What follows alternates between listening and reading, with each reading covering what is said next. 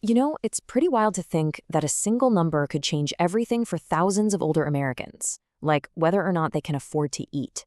But that's exactly what's happening with a huge, and I mean very controversial change to the SNAP program. It all boils down to a new work requirement. And that number? It's 65. Just 65. For so many older folks, that single number is now the line between a full pantry and, well, an empty one.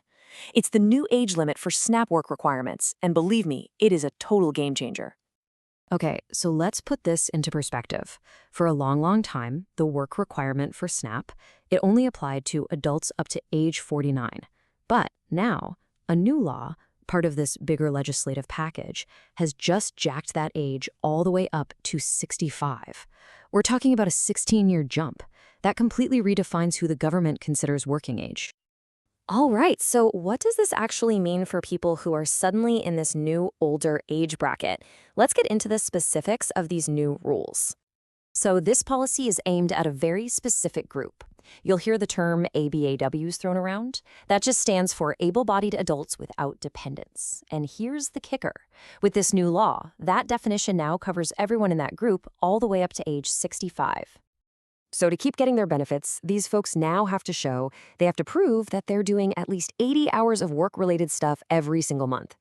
And what counts? Well, it could be a regular job, sure. Or it could be volunteer work, or even enrolling in some kind of school or training program.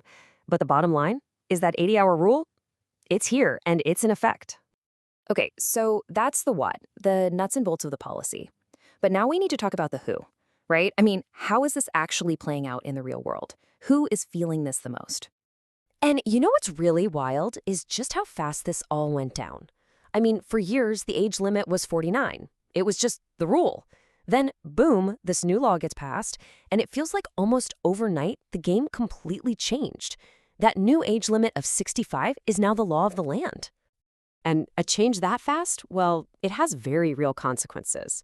There's one report that puts it pretty bluntly. It says, this new rule risks thousands of rural residents losing food assistance after 3 months.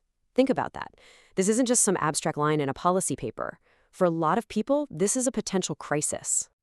And this really highlights the problem, especially for rural communities. See, you've got this huge new group of older adults who now have to find work.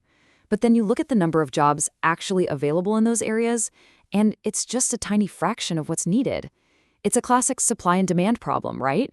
Except here, the demand for jobs is just off the charts compared to the supply. So all of this, it naturally leads to a much bigger question. Is this whole policy even fair? And that's really the final and maybe the most complicated piece of this whole puzzle. When you get right down to it, the debate is really about this. Is it fair to demand so much more from our older citizens, especially when you know the opportunities for them to meet these new rules are, well, pretty slim in a lot of places? Now, to argue their point, critics often bring up this philosophical idea. It's called the Rawlsian difference principle.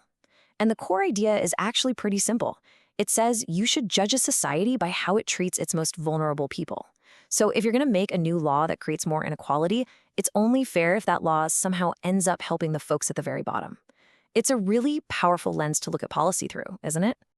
And, well, when you apply that lens, that Rawlsian idea, to this new SNAP rule, you can immediately see why the critics are so worried.